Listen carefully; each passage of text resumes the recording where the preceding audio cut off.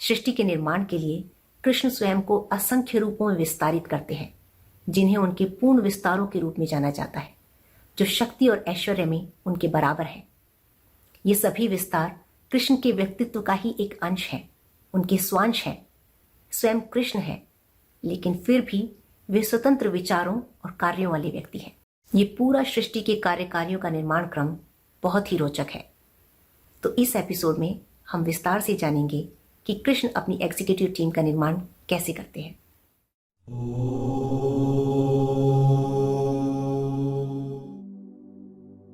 हरे कृष्णा।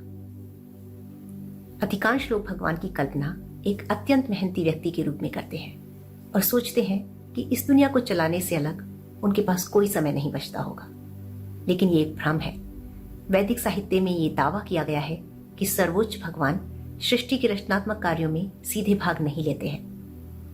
भगवान कृष्ण का मुख्य कार्य अपने दिव्य धाम वैकुंठ में अपने असंख्य स्वरूपों में असंख्य मुक्त आत्माओं के साथ असंख्य लीलाओं में लीन होना है। वैदिक साहित्य बताता है कि सर्वोच्च भगवान केवल अपनी इच्छा भर से व्यापक सृजन कर सकते हैं, बिना स्वयं के अथक प्रयास और क्षीणता के। जैसे यदि कोई धनी व्यक्ति कोई निर्माण करना चाहता है तो वो सब कुछ खुद नहीं करता। वो एक निर्माण योजना बनाता है, एक निर्माण स्थल का चयन करता है और फिर उस योजना को पूरा करने के लिए लॉयर्स, आर्किटेक्ट्स, इंजीनियर्स, कॉन्ट्रैक्टर्स आदि को काम पर रखता है।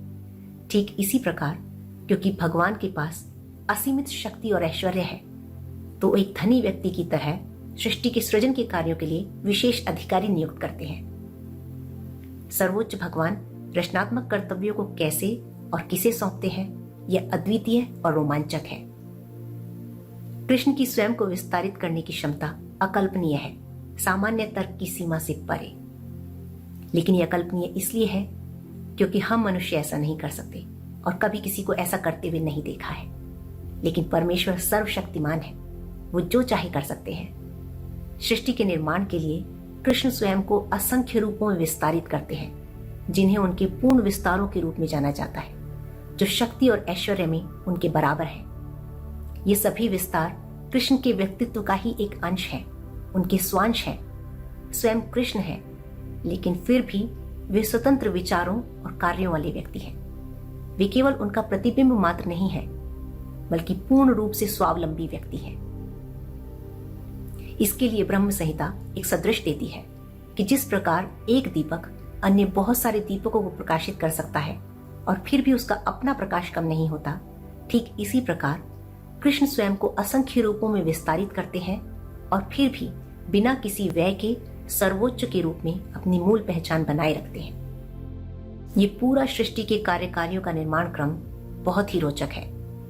तो इस एपिसोड में हम विस्तार से जानेंगे कि कृष्ण अपनी एग्जीक्यूटिव टीम का निर्माण कैसे करते हैं। पूरी सृष्टि का 3/4 भाग आध्यात्मिक है और 1/4 भाग भौतिक है। इस भौतिक सृष्टि में आने से पहले जीवात्मा शाश्वत आध्यात्मिक दुनिया में रहती है, जो भौतिक ब्रह्मांडों से परे है। वहां ये आत्माएं अपने व्यक्तिगत संबंधों में भगवान कृष्ण के सेवक, मित्र, भक्त, सहयोगी जैसे असंख्य रूपों में रहती है। कृष्ण के साथ उनके ये संबंध पूरी तरह से प्रेम पर आधारित है और प्रेम निश्चित रूप से स्वतंत्र इच्छा का कार्य है। हालांकि जीवात्माओं के पास स्वतंत्रता की एक छोटी सी परसेंटेज होती है।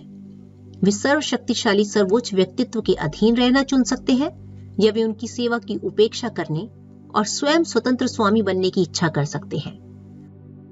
जीवात्माओं का एक अल्पसंख्यक अपनी स्वतंत्रता का दुरुपयोग करते हुए कृष्ण के बिना जीवन का आनंद लेने की इच्छा रखता है। जीवात्मा के इस एटीट्यूड की रेस्पेक्ट करते हुए और साथ ही साथ इस एटीट्यूड में सुधार करने के लिए भगवान कृष्ण भौतिक दुनिया का निर्माण करते हैं और जीवात्मा को जन्म मरण के अंतहीन चक्र में उनकी समस्त इच्छा पूर्ति होने तक के लिए भेज देते हैं।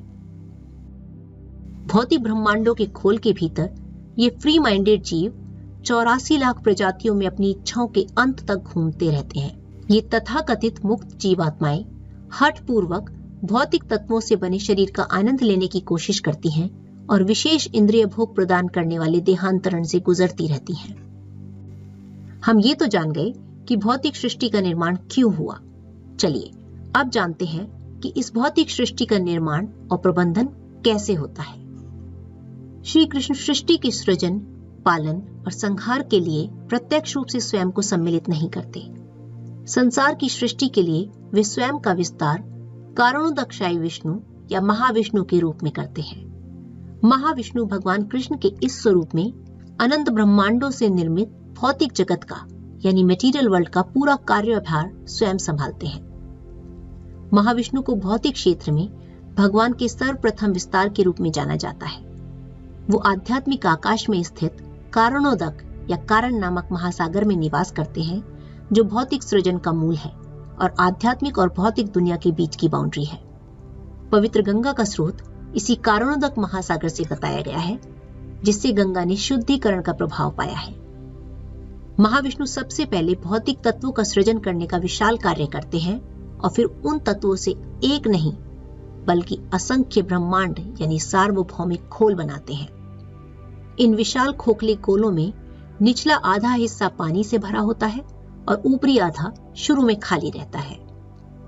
असीमित मात्रा में तत्वों की आपूर्ति करते हुए भी महाविष्णु अप्रभावित और अपरिवर्तित रहते हैं। लेकिन ये कैसे हो सकता है कि उनका कोई क्षय नहीं होता? ये इसलिए होता है क्योंकि कमी और थकावट पदार्थ के गुण हैं। महाविष्णु पदार्थ नहीं बल्कि शुद्ध आध्यात्मिक ऊर्जा है, इसलिए उनके पास क्षय या क्षीणता जैसे कोई भौतिक गुण नहीं है। वे अपने स्वरूप से पूर्ण ब्रह्मांडीय अभिव्यक्ति उत्पन्न करते हैं, फिर भी पूर्ण के पूर्ण रहते हैं। तत्पश्चात महाविष्णु प्रत्येक ब्रह्मांड के तल पर रहने वाले गर्भोदकशायी विष्णु के रूप में अपना विस्तार करते हैं, जिन्हें भौतिक जगत में भगवान का द्वितीय विस्तार कहा जाता है। प्रत्येक गर्भोदकशायी विष्णु अपने व्यक्तिगत ब्रह्मांड के संचालन का कार्यभार संभालते हैं। गर्भोदकशायी विष्णु क्षीरोदकशायी विष्णु के रूप में अपना विस्तार करते हैं, जो प्रत्येक ब्रह्मांड के ऊपरी भाग में क्षीर सागर नामक स्थान पर रहते हैं। क्षीरोदकशायी विष्णु को भौतिक जगत में भगवान का तीसरा विस्तार कहा गया है। ये विष्णु ब्रह्मांड में सभी जीवों के हृदय में प्रवेश करने के लिए असीमित रूप से अपना विस्तार करते हैं। कृष्ण के इस विस्तार को परमात्मा के रूप में भी जाना जाता है, जो भौतिक सुख की खोज में प्रत्येक जीवात्मा का साथ देता है, उनके कर्मों का लेखा जोखा रखता है और समय आने पर कर्मों के अनुसार उन्हें फल प्रदान करता है। इसलिए इन्हें सभी ब्रह्मांडों का पालक और संचालक कहा जाता है। मृत्यु होने पर जीवात्मा को उसके इच्छित इंद्रिय भोग के लिए उसके वर्तमान शरीर से लिया जाता है और 84 लाख प्रजातियों में से किसी एक के शरीर का चयन करके उसके अगले जन्म के लिए तैयार किया जाता है। यह सब क्षीरोदकशायी विष्णु द्वारा हृदय में व्यवस्थित किया जाता है। तत्पश्चात गर्भोदकशायी विष्णु की नाभि पर खिले कमल के पुष्प पर उनकी ऊर्जा के एक अंश से ब्रह्मा का जन्म होता है। ब्रह्मा अपनी उत्पत्ति के कारण को नहीं समझ पाते हैं और जब ये जानने के लिए वो अपनी आंखें चारों दिशाओं में घुमाते हैं तो उन्हें 4 मस्तक प्राप्त होते हैं। अपने अस्तित्व का प्रयोजन जानने के लिए वह कमल के तने के चैनल के माध्यम से पानी में प्रवेश करते हैं, लेकिन अपना मूल नहीं ढूंढ पाते। उसी क्षण उन्हें एक वाणी सुनाई देती है, तप तप, जिसका आदेश था तपस्या करो। ब्रह्मा ने 1000 स्वर्गीय वर्षों तक तप किया और परिणाम स्वरूप वे अपने हृदय में स्थित विष्णु को देखने में सक्षम हो गए, जिन्होंने एक आध्यात्मिक शिक्षक के रूप में उनकी उत्पत्ति का प्रयोजन उन्हें समझाया। ब्रह्मा की रचना में रजोगुण की प्रधानता रखी जाती है, जिससे वो भौतिक निर्माण की इच्छा कर सकें। ब्रह्मा प्रत्येक ब्रह्मांड की पहली भौतिक इकाई है। यद्यपि ब्रह्मा एक व्यक्तिगत व्यक्तित्व है, लेकिन वो भगवान के पूर्ण विस्तार नहीं है। वह आपकी और मेरी तरह एक भौतिक, नश्वर और जीव तत्व विस्तार है, गुणवत्ता में कृष्ण के समान, लेकिन मात्रात्मक रूप से सूक्ष्म। फिर आध्यात्मिक प्रेरणा से ब्रह्मा ने द्वितीय क्रम का निर्माण कार्य यानी सेकेंडरी क्रिएशन शुरू किया। वो ब्रह्मांड के विभिन्न स्थूल और सूक्ष्म पदार्थों, प्राकृतिक नियमों, आकाश गंगाओं और ग्रह की सूक्ष्म और स्थूल प्रणालियों का निर्माण और उनमें निवास करने वाले जीवों को उत्पन्न करने की प्रक्रिया का सृजन करते हैं। ब्रह्मांड को भरने वाले पानी के ठीक ऊपर से शुरू करके ब्रह्मांड के सबसे ऊपर अपने स्वयं के ग्रह ब्रह्मलोक तक ब्रह्मा एक के ऊपर एक 14 ग्रह प्रणालियों का निर्माण करते हैं। ये ग्रह प्रणालियां 3 प्रकार की हैं। उच्चतम या दिव्य, जहां के निवासी गुणी हैं। वे शक्ति, ऐश्वर्य और लंबी आयु का आनंद उठाते हैं। इसमें 7 ग्रह शामिल हैं। मध्यवर्ती ग्रह प्रणाली, जिसमें एक ग्रह भूलोक या पृथ्वीलोक है, यहाँ के निवासी विभिन्न परिस्थितियों में दुख और सुख का अनुभव करते हैं। फिर वो निम्न या भूमिगत ग्रह प्रणालियां बनाते हैं, जहां सूर्य का प्रकाश नहीं पहुंचता। इसमें भी 7 ग्रह हैं। इन ग्रह प्रणालियों के बाद ब्रह्मा जीवों के शरीरों का निर्माण करते हैं। ब्रह्मा जलीय जीवों, कीड़ों, पौधों, पक्षियों, जानवरों और मनुष्यों सहित जीवों की 84 लाख प्रजातियों के शरीरों को बनाने के प्रभारी हैं। इसके लिए ब्रह्मा अपनी स्वयं की सामग्री या तत्वों का निर्माण नहीं करते हैं, और यहाँ तक कि उन तत्वों को मिक्स करने के लिए भी वे मार्गदर्शन के लिए क्षीरोदक्षाई विष्णु पर निर्भर है। ब्रह्मा उस जीवात्मा का निर्माण भी स्वयं नहीं करते हैं जो प्रत्येक शरीर को प्राणित करता है। ब्रह्मा केवल शारीरिक वाहनों का निर्माण करते हैं, जबकि सनातन जीवात्माएं परम भगवान के विस्तार क्षीरोदक्षाई विष्णु द्वारा प्रदान की जाती है। जनसंख्या बढ़ाने के लिए फिर आगे ब्रह्मा अपने 4 मानस पुत्रों सनक, सनंदन, सनातन और सनत को उत्पन्न करते हैं और वेदों की शिक्षा देते हैं। लेकिन कम आयु में वेदों का वास्तविक प्रयोजन समझ लेने के कारण सतगुण में स्थित होकर वो चारों भौतिक संसर्ग में आने से मना कर देते हैं, और इस प्रकार सृजन के कार्यों में ब्रह्मा का सहयोग नहीं करते और केवल श्री हरि के भक्त बनकर सभी लोकों में उनके नाम का प्रचार करने निकल जाते हैं। पिता की आज्ञा की अवहेलना करने के कारण ब्रह्मा उन पर क्रोधित होते हैं और उनके क्रोध से रुद्र अवतारों की उत्पत्ति होती है। रुद्र ब्रह्मांड में तमोगुण का भार उठाते हैं। ब्रह्मा भूलोक को बसाने के लिए फिर से सृजन का कार्य प्रारंभ करते हैं और एक एक करके अनेकों प्रजापतियों यानी प्रजापालकों को जन्म देते हैं, जिनमें से 11 प्रमुख हैं। फिर तप के दौरान उनके स्वांशों से स्वयंभू मनु और स्त्री शत्रुपा प्रकट होते हैं, जिन्हें 5 संतान होती हैं, 2 पुत्र और 3 पुत्रियां, जिनमें से एक पुत्री का नाम प्रसूति था। प्रसूति का विवाह प्रजापति दक्ष के साथ हुआ और उनको 2 पुत्रियां दिति और अदिति हुई। दोनों पुत्रियों का विवाह मरीचि प्रजापति के पुत्र कश्यप ऋषि से होता है। दिति के पुत्र दैत्य कहलाए और अदिति के 12 पुत्र आदित्य कहलाए। 12 आदित्यों में से एक का नाम विवस्वत है, जिन्हें सूर्य देव यानी विवस्वान के नाम से भी जाना जाता है। उनके एक वैवस्वत मनु नाम का पुत्र हुआ, जो आज पृथ्वी पर बसने वाले सभी मनुष्यों के पूर्वज हैं। वैवस्वत मनु के एक पुत्र का नाम इक्ष्वाकु था, जो भगवान राम के पूर्वज थे। इस तरह भूलोक की प्रजा का निर्माण होता गया और धरा बसती चली गई। निष्कर्षतः श्री कृष्ण के ही विस्तार और अंश स्वरूपों से ये विश्व रचा बसा है। सृष्टि के सृजनकर्ता ब्रह्मा ब्रह्म संहिता में परमेश्वर श्री कृष्ण से इस प्रकार प्रार्थना करते हैं: अनंत ब्रह्मांडों में से प्रत्येक ब्रह्मांड के शंकर, ब्रह्मा और विष्णु और अन्य देव महाविष्णु के एक श्वास बाहर छोड़ने पर उनके शरीर के रोमों से प्रकट होते हैं और श्वास भीतर लेने पर पुनः उसमें विलीन हो जाते हैं। मैं उन श्री कृष्ण की वंदना करता हूं, जिनके विस्तार महाविष्णु हैं।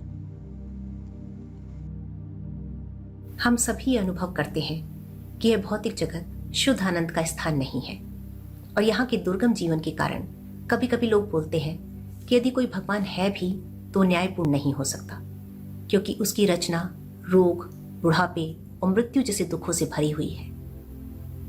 लेकिन हमारे ऐसे हालात इसलिए बनते हैं क्योंकि कृष्ण इस भौतिक जगत का निर्माण न केवल हमारे स्वतंत्र इंद्रिय भोग के लिए करते हैं, बल्कि हमें यह याद दिलाने के लिए भी करते हैं कि उनकी सेवा से बाहर का आनंद भ्रामक है। जीवात्माएं अपने परम मित्र कृष्ण के साथ अपने शाश्वत संबंध को भूल गई हैं, और जब तक वो ये संबंध पुनः स्थापित नहीं कर लेते, तब तक वो अपने स्वामित्व और क्षमताओं के एक छोटे से प्रतिशत को महसूस करते रहेंगे और इस भौतिक जगत में लौटते रहेंगे। इन सभी इच्छाओं को जीव को ये याद दिलाने के लिए डिजाइन किया गया है कि भौतिक जगत घोर संघर्षों से भरा हुआ है। मुक्ति की कामना करो, वापस आओ और आनंद से रहो। आध्यात्मिक चेतना में आत्मा की स्थिति परमात्मा की सेवा करना है, जबकि भौतिक चेतना में वो पदार्थ पर यानी मटेरियल वर्ल्ड पर प्रभुत्व जमाना चाहता है, और इस चेतना के कारण उसे अपनी इच्छा के अनुरूप विभिन्न शरीर धारण करने पड़ते हैं, तब तक जब तक कि उसकी आध्यात्मिक चेतना लौट नहीं आती। तो मनुष्य जीवन के सारे घटनाक्रम इस प्रकार रचे गए हैं कि आध्यात्मिक चेतना वापस लौट सके। जीव जब अपने होश में आता है और कृष्ण चेतना का अभ्यास करता है तो वो बहुत जल्दी ही आध्यात्मिक दुनिया में वापस लौट सकता है। मानव शरीर तपस्या, आत्म साक्षात्कार और कृष्ण चेतना जागृत करने के लिए उपयुक्त है। भौतिक जगत का अंतिम उद्देश्य चरित्र और दृष्टिकोण का निर्माण है जिससे आत्मा को मुक्ति मिल सके। पृथ्वी पर जीवात्मा को अपने स्थान या परिस्थितियों के कारण नहीं बल्कि अपने विद्रोही रवैये के कारण इतना कष्ट झेलना पड़ता है। आज के लिए बस इतना ही। अगली भेंट होने तक हरे कृष्णा।